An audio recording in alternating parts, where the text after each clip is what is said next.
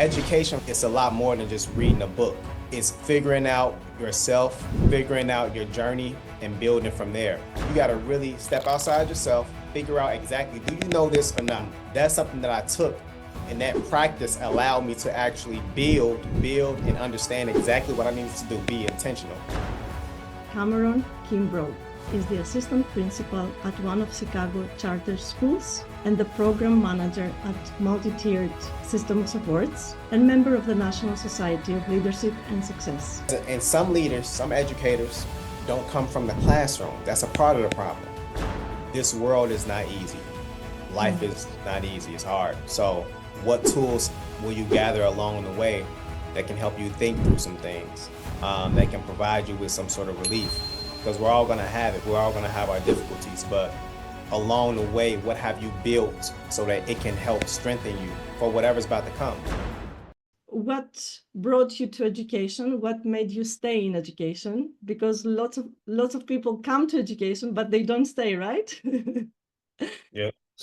So you know what? That's as you asked me that, I want to be very cognizant of how I'm speaking and also tell the truth, right? So let's go back to Providence St. Mel, right? So Providence St. Mel is the high school I grew up attending.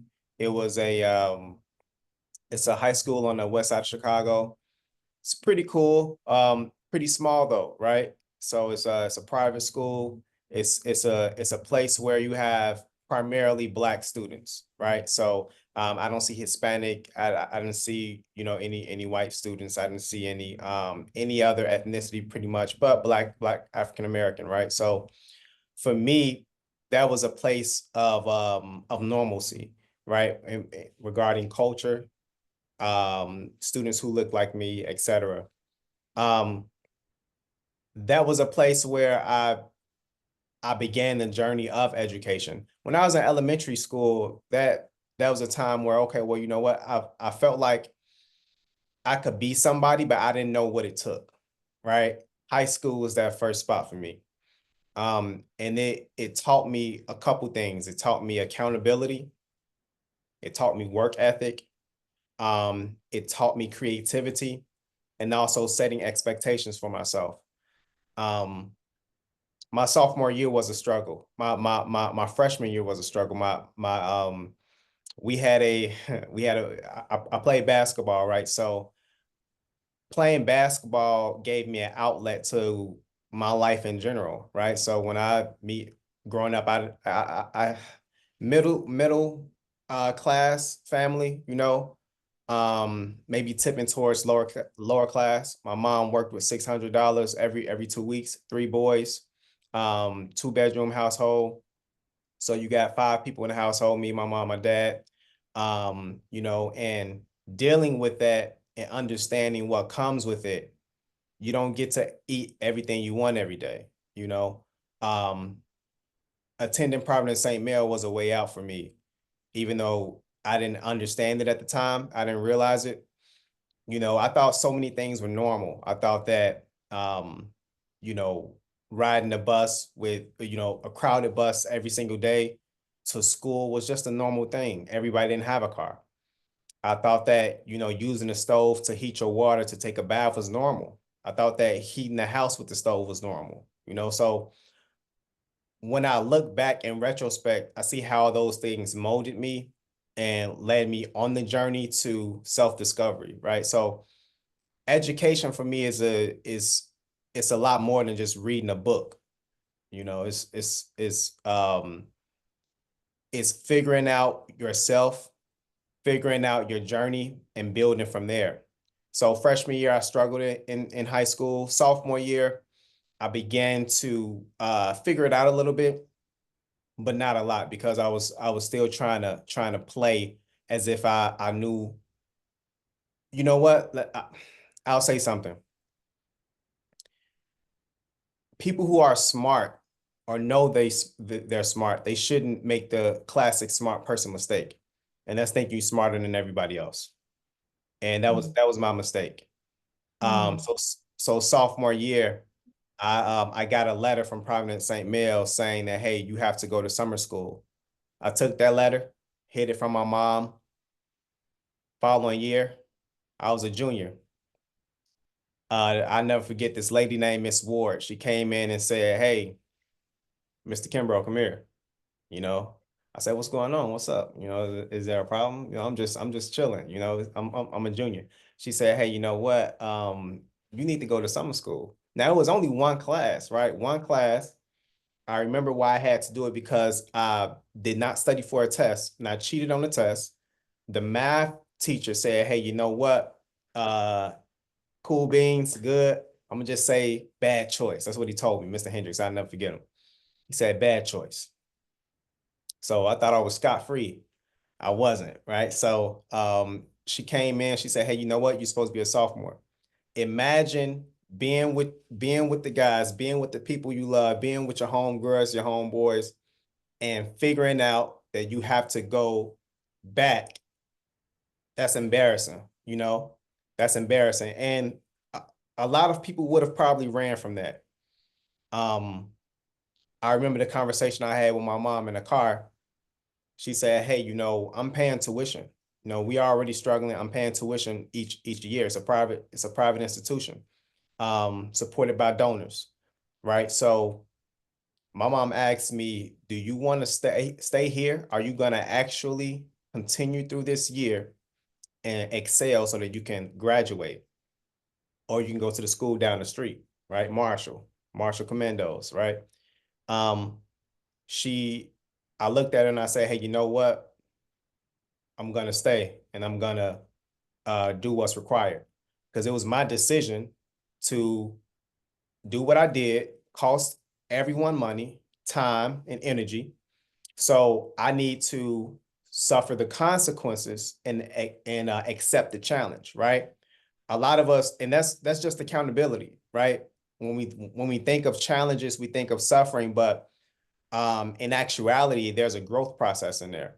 So after that, I was able to get through my sophomore year again, right? The right way. Junior year, I made the honor roll, and it was over from there. I was able to play basketball. I was able to go on prom. I was able to do everything that I needed to do.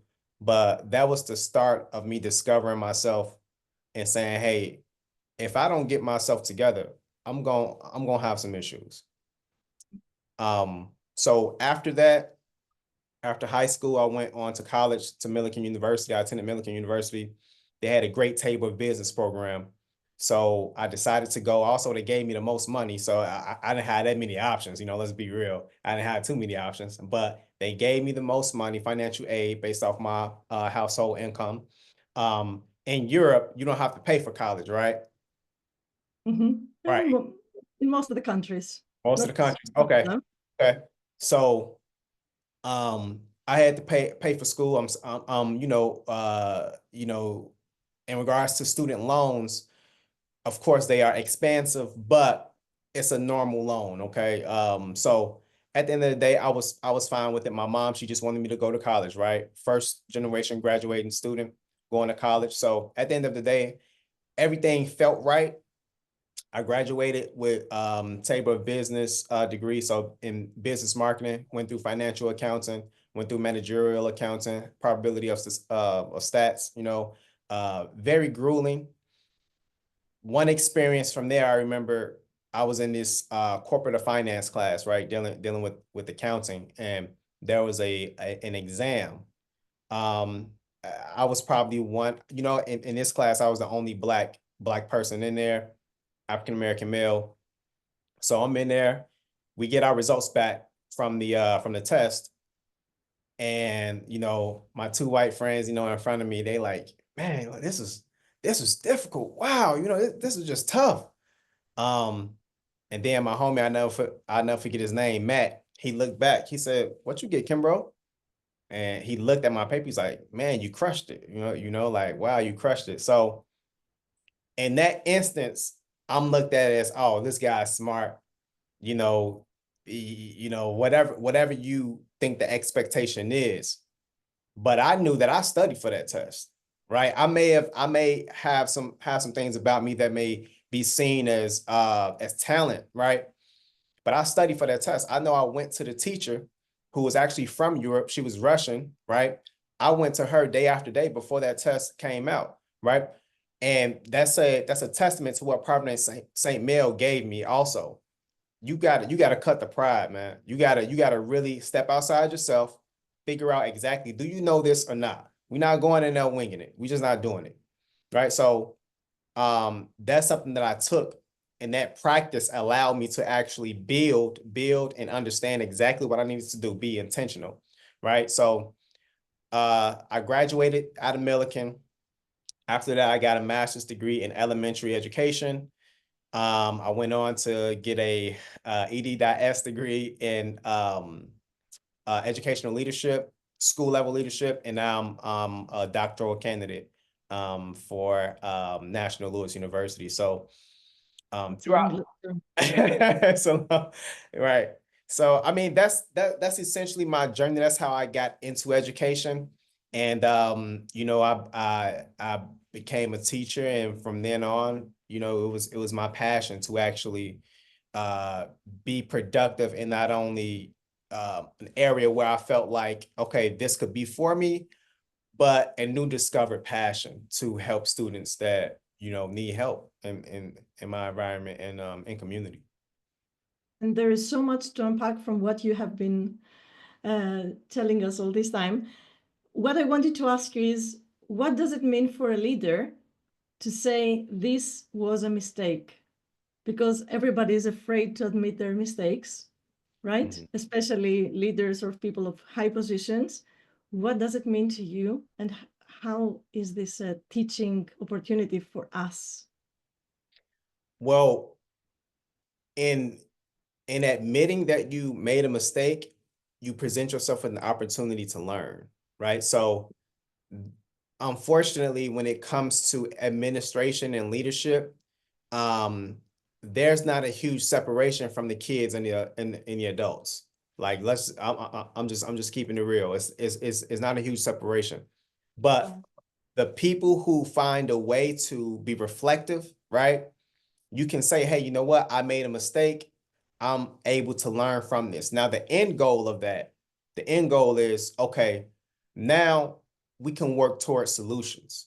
And I don't mean practical goals all the time, whether it be academic or administrative goals.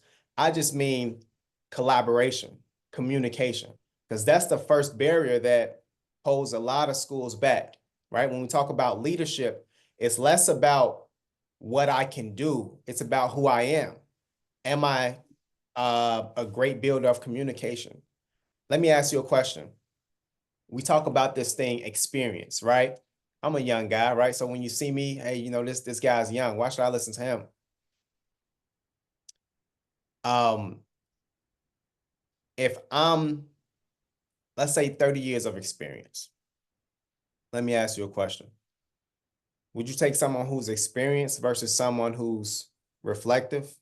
Would you take someone who's experienced versus someone who's transparent? Would you take experience over someone who's willing to stretch equitable standards among staff and students? Someone experienced over someone who is a problem solver, right? Someone who you can trust. Because no matter how many years that resume says that they worked at that school, it doesn't guarantee that you're going to get those things. I So, guess it takes a reflective person to choose a reflective person yes. for the role, right? So Yep. it's about the people who are above and make those decisions of who they're going to be in their team. Absolutely. Yeah. So I guess you are in a very good team because they have chosen you who is a person who is reflective. And these admitting the mistakes must be the way, like pushing away the admitting that you have made a mistake is like pushing away the solutions, maybe Yep. pushing further back the solutions. So maybe this is the reason people cannot reach the solutions really quickly, but they reach them after a lot of struggle. But the people who admit their mistakes really quickly are the ones who are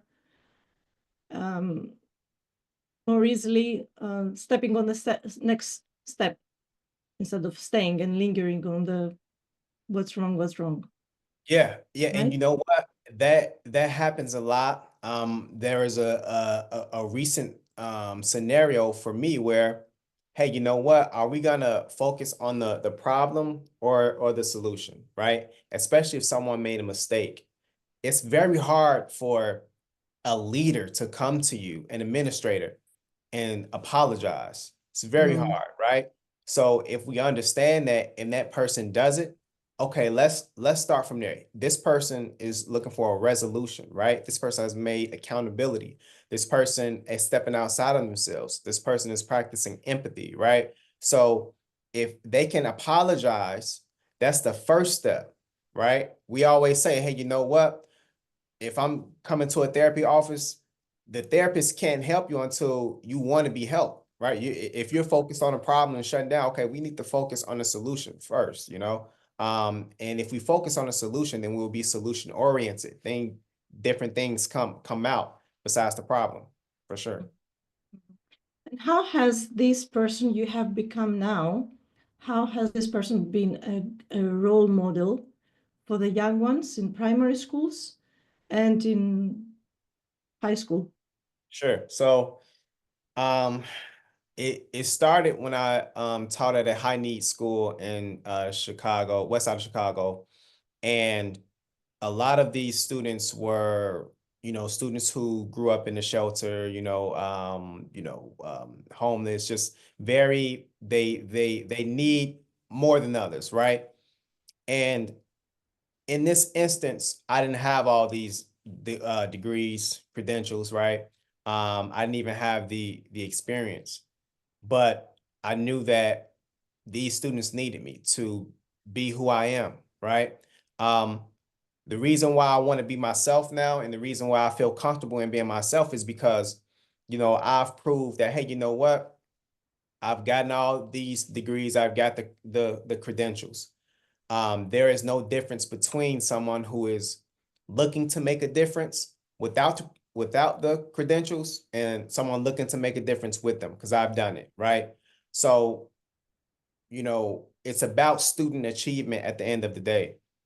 And chess club was something that I created for the students to have an outlet after school where they can practice engagement, during school, right? They're looking at building the left side of their brain. And, at the chess, during chess club helps practice and strengthen the right side of the brain, right? And left side is very analytical, right? Dealing with numbers, symbols, letters. The right side, compassion, collaboration, teamwork, right? And I think that chess helped provide that investment for students after school, right? Looking at pattern recognition, right? Teaching someone how to lose, learning how Mm, to win, mm, also, strategic planning, right? Thinking 2, 3, 4 moves ahead, being creative, also. So that was something that I was able to give to the students. And all I thought was, how can I bring value? There's huge value in service. And if we think about, of course, we want to do a job where we can get paid. But what happens a year from now? What happens 2 years from now? And you look back and say, hey, you know what? Um, I felt good delivering those boxes to those people on time. mhm. Right. I felt good about teaching those students. Those students remember me, right? The students in chess club remember me. So I took chess club and I brought that to each school. And I was able to impact students, wherever I went. And what is the win for you from this process of the chess club, and how did you benefit from that in your growth? That's a good question.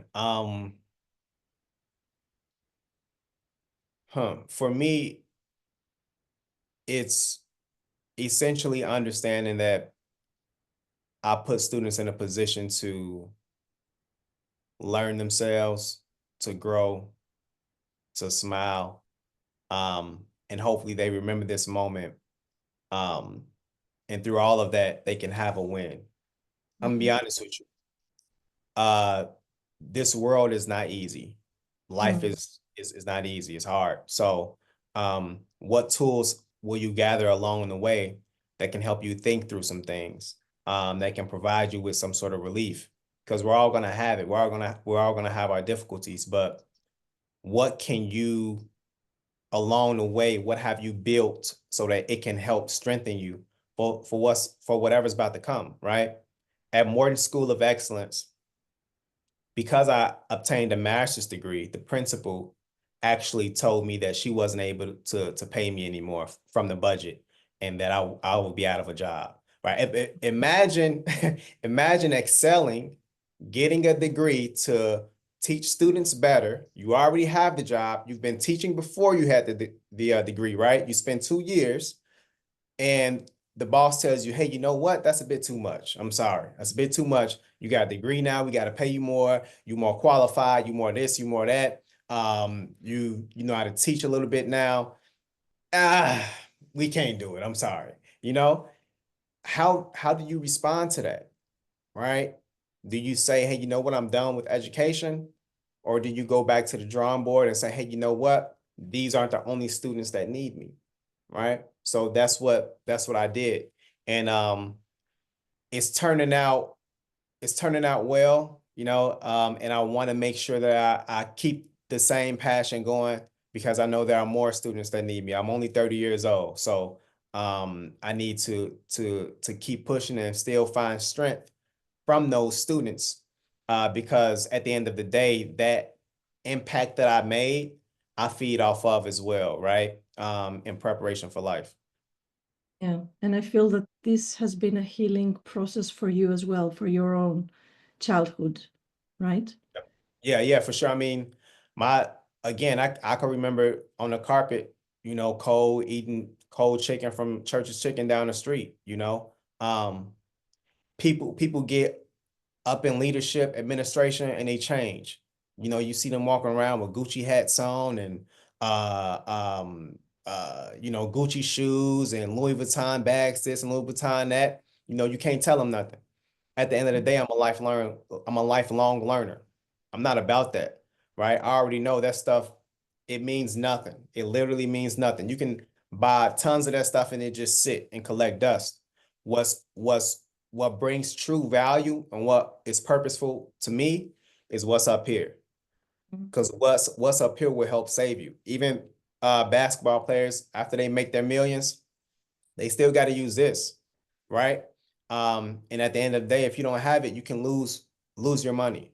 And it's as simple as that for me. I want to make sure that students understand, in order to be somebody, you don't have to look like somebody first. Yeah, yeah. I, I, So the chess club has given you the opportunity to reach those students on a different dimension, right? Not yep. from the cognitive part, the academic part of the learning, but from the other part of the learning that nobody teaches them. Right, And it's right. really Just contribution. another way for them to engage. You see the piano behind me, right? So I love playing piano. It's another way to engage, right? If we speak about academics, right? Universal design learning is something that I like to implement inside of the schools, because it's a way to help modify engagement, right? Modify teacher representation, and also action and expression, engagement. What sort of motivations and interests do I have when I'm looking at the material as a student? Representation. If I have representation, what kinds of streams of representation do I have, so that students can grasp it no matter what kind of learner you are, whether you're auditory, visual, or kinesthetic, right? And also action and expression. What things am I doing to show you that I've obtained the information from the material, right? So these are things that I've spoken on and I can speak for for hours about. But it's a tool used so that students can actually familiarize themselves and grow from it. It's a bit about your role in the MTSS, your product manager there, project manager there. MTSS Program Manager. Program manager, yes. And what is your role there, and what is MTSS?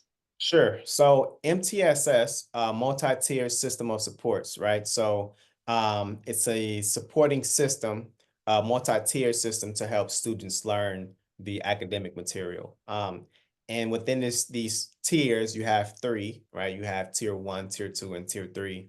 Tier one, being the entire classroom, right? Tier two, a focused group of students practicing interventions, and then tier three is another group of students practicing interventions as well. Your lower level students in regards to academic stature. The thing that I want to clarify for MTSS, right, for all my educators out there, okay, the three tiers, it's not a place, right?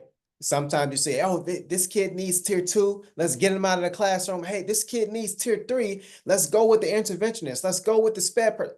Listen, hang on. When we talk about these three tiers, we're talking about intensity levels, not rooms. You can do all three tiers inside of your classroom as a teacher. Tier one. Tier one is what we practice for universal design learning, right? We have to reach all students. At this point, we're not highlighting weaknesses. That's not what we're doing. We're trying to reach the student, okay? No matter where they are. Tier two, interventions, right? Small group interventions, breaking up each student so that they can be more focused, right? And implement peer learning even, right? You can do that there. Tier three, oh, let's kick them out the classroom. No, the only thing the interventionist is doing is direct instruction in the other room. As a teacher, you can do that. And that's what I put onto my teachers to let them know, hey, you know your student better than any of us could, right? So as an administrator, I give them that confidence, that autonomy, so that they can go inside the classroom and feel confident when they're instructing their students. I understand we may have a classroom full of 28 students. Let's get some groups going, group them out in tier one, tier two, and tier three, right? Make it sizable, right? And then you'll be able to, okay, if there's a timer on the wall, 15 minutes, let me do direct instruction with these students.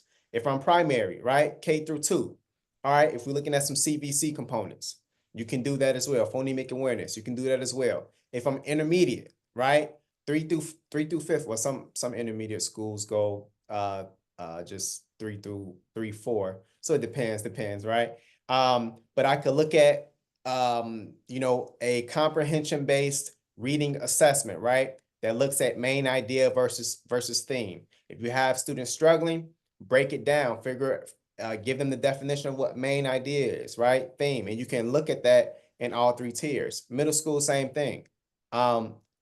Multi-tier system of supports is a way for us to not only adapt and modify our instruction in the way I just explained, but also look at data to help us grow the students, right? Some people start with the NWEA data, right? Fast bridge data. You just want a baseline so that you can track your students and their growth from beginning of year, middle of year, and end of year as well. I've seen you teach a formula called REACH. Am I right? RIT, right. Can you tell us more about it? Is it something that other educators could benefit from? Yes. Looking at that score again, educators can benefit from the data, yes. But I want educators to not focus on that just 1 point, option in regards to a RIT score that you may receive from NWA or Fast Bridge or iReady, right? That's just one data point, right? So in MTSS, you want at least 3 data points. Why do I say you want at least 3? We know our students are holistic students, right? A student just doesn't learn one way, right? Even if they do learn one way, the one next to them probably will learn differently, right? So within that, if I have a student and they come to you and they are a bad test taker, they take the fast bridge, they don't do so hot. We sit them down, they do a class assessment. Oh, you know what? This data doesn't really reflect your fast bridge score. I mean, your classroom assessments, you're at grade level. Grade level is C, by the way. Grade level is not B, right? C. Oh, you're a grade level. Okay. Let's take this IXL diagnostic. Oh, wow. The IXL diagnostic says you're at grade level 2. Now, what? How come your fast bridge doesn't say you're at grade level? Okay, so now we have a problem. All right, so we have to go to fast bridge. Let's figure it out. Okay. Well, you know what? Fast bridge or NWA, whatever you're on, this student scored below grade level. They didn't meet their goal, right? They didn't meet their benchmark, right? Um, how long has the student been here? Okay, well, you know what? The past 2 years, as I'm looking, this student was at benchmark, right? For the end of year one, right?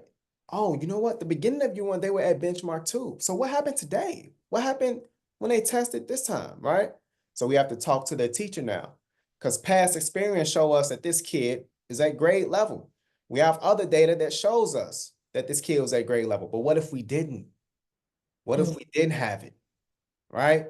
So we go to that data. Hey, you know what? Let's have this kid retake. Let's do that. Maybe this kid was having a bad morning, right? Um, let's figure it out. More often than not, when a student is sitting in a space where they feel comfortable and they retake it, and we've seen that kind of data, they improve. So it's not all about the data, it's how you use it. That's powerful. That's powerful. And few leaders see that. They just stay on the data and the numbers and forget the person, the human being out there. And what I take from you is that you are the person who does this screening process and doesn't leave any kid behind, right? Absolutely. Um, they came out with No Child Left Behind Act, right? Remember that act? And um, essentially they introduced data, right? So with that being said, a lot of educators started to focus on the numbers. But what that does is it takes away from the existing students who may have other things going on, such as street data, right? Where the numbers don't show that, right? So you have to have different variations of data or components where it can give you a reflection of the child.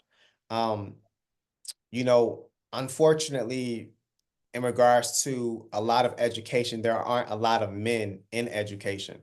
Um, and because of that, we see a downfall in regards to the boys in education, the students, I'm sorry, inside of schools who may have that may dip in regards to their behavior. They may be misunderstood. It was a time way back in education, I believe, maybe in the early 1800s, early 1900s, still probably, where men weren't seen as teachers because they were too aggressive. So they didn't want men inside the classrooms. Now we're trying to bring back men inside the classrooms. But you see how long it's taken us. So we really gotta, before we do something, we really have to think about it, right? And understanding that, you'll be able to understand why things happen. If I can't manage my classroom, the kids can't learn, right? I'm not saying that all men are great classroom management folks. I'm not saying that. But what I'm saying is, if you have a presence that can command the room, whether it be women or men, it can be a positive outlook when someone Yeah. of stature comes in and they're calm. If a student knows that you flipping out over him, oh, I got him. We good. I got him. He ain't, I'm the big dog in this classroom, right? And some students get away with that. But it's not about being a enforcer either, because at the end of the day, students want relationships. They want understanding. You don't have to try to impose your will in front of the entire room for that student. Actually, let that student, let them get whatever they have to say out. Pull them to the side after. Students want respect, just like we want respect, right? And practicing that empathy component can help students come along, study better, work harder, and just feel better about coming to school. Yeah, that's really powerful. And I'm so happy that there are people out there in education trying to reach students and feel this connection that is so valuable for everybody. And it's missing, of course. So we are playing this role, which is really pivotal. And what is one thing that you can teach an educator who goes into class tomorrow morning, on Monday morning? What do they have to do? What can they do from what you know that will help them not just survive the day, live the day, but thrive for themselves and then for their students? Practice equity, not equality. I'll say it again. Practice equity, not equality, right? So here's what treating everyone equal looks like, right? If let's say 3 students are trying to see over a fence, right? I have one box, the same size, same color, same weight. I give it to each student. I'm equal. I'm giving them the same thing. It's equal. When we talk about equity, I'm looking at the student first, each one of them. Who weighs differently? How tall are they? What are they wearing? Does a person have shoes or not? Right? Does a person have glasses? Do they have headwear that may prevent them from seeing over the fence? Right? So notice, before I gave them anything, I assessed what they needed. Then what I can do is tailor my boxes so that each person can fit over the fence to see it, right? A box may be bigger, smaller, medium. They have what they actually need so that they can all see over the fence. That's equity. If you go in with that mindset, you'll do well. You know, you'll be able to reach all students. You'll be able to be reflective. You'll also practice reflexivity, right? So all these things need to be incorporated inside of your instructional practice and in your mindset for beginning of the day. Mhm. And what is your best piece of advice for a leader in a school? Oh man, my best piece of advice. Um, know your limits. Know your limits. You know, if you don't, you know, you can burn out very fast, right? Delegate things to other people because it takes a team. It takes a village. You know, running a school is almost like running a small city. You know, you got your budget, you know, you got the necessities for the teachers. Um, I'll give something practical, you know, maybe create a bag report for your teachers, right? Because we want these big wins, right? You see some leaders come in, oh, where's our win? Where's our win? Your win is in the classroom each day. That's your win, right? You're looking at this big thing and some leaders, some educators, right? I'm not trying to throw no shade, but some educators don't come from the classroom. That's a part of the problem, right? They don't understand the teacher. Okay, so when I come to you already, if I'm coming to a Black kid, it may not be hard for me to practice empathy, right? I've been Black my whole life. Well, what if I'm coming to a kid with a development issue in regards to academics, right? Development delay, or a student who has a 504, you know, or have some things going on with the IEP, right? I have to exercise and look deeper to actually Mhm. reflect empathy, not sympathy, right? Mm. So these are things that as a leader, make sure that you get the small improvements because the small improvements will transfer into your big wins. Yeah, that's really powerful. Thank you so much for this conversation. There is so much more I would like to know, but we're running out of time. And we're in this final part of the podcast where I always play a game with my guests. So Okay, this is okay. your turn to pick one of the books, and I will explain the process. If you can read them, and what Uh, of the book? oh, Adam Grant. I like Adam Grant. I have an Adam Grant book here. Uh, I have an Adam Grant book here. You know what? Let me pick the one up top. Atomic Habits. Okay. Okay. I love Adam Grant, and I can't get enough of this particular book, so highly recommend it. Mhm. So now pick a page of Atomic Habits from James Clear. Page 42. Two, This is and good. and a line. And the line, oh man, line 34. Is that even a line? I don't even know if it's 230. This is the first time. hey, you know what? You know what? That means we could you got your canvas. You can create what you want. Yeah. So tell Right? me how it resonates. Right. So I'll leave with this, right? I'll leave with this then, which is I have these cards, right, where I kind of shuffle them and it shows me different directions to take. It's very positive. And, Hmm. I try to draw from it, I mean, a lot of it is, talking about higher wisdom, collaboration, different things that can help you day to day. Hmm. I would encourage people to understand who they are.